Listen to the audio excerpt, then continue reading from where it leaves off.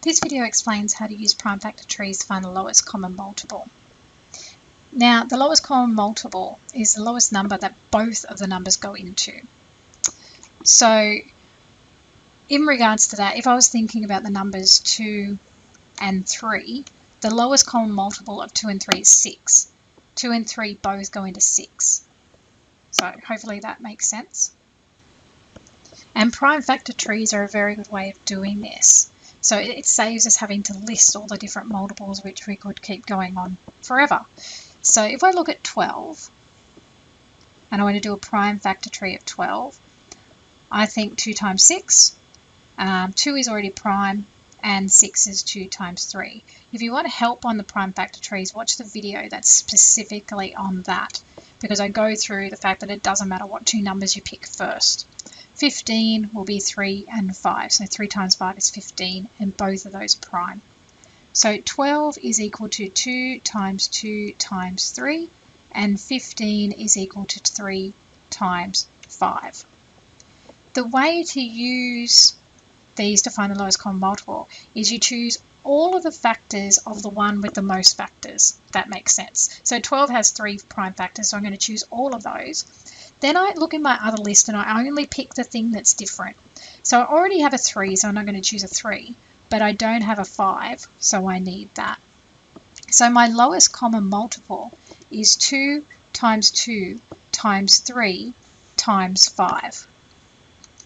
Okay, so from that, plug it into your calculator if you need to. The answer would be 60. So with the next one, find the lowest common multiple of 14, 20 and 24. So much easier than listing multiples is to do the prime factors. So 14 would be 2 times 7, done. 20, 4 5s are 20, or 2 10s, doesn't really matter. So if I go 4 times 5, that 4 isn't prime, so 2 times 2 is 4. 24 would be 2 and 12. And then the 12 breaks up into 2 times 6, or it could have been 3 times 4. Again, doesn't matter. Watch the prime factor tree video. And then 6 is 2 times 3. Now, when listing, I always start with the thing with the most prime factors. So in this case, 24 has the most prime factors. So 24 equals 2 times 2 times 2 times 3. And then for 20, we have 2 times 2 times 5. So 20 is 2 times 2 times 5, and 14 is 2 times 7. And the reason I list them this way is because I always pick all of the prime factors for the one that has the most. So 24 had the most, so I select all of them. So the 2 times 2 times 2 times 3, and then I look in the other list for things that are different. I already have 1, 2, so that matches. I already have another 2, so that matches, but I don't have a 5. Okay, look in the final one for 14. I already have a 2, but I don't have a 7. So you're looking for the things that are different.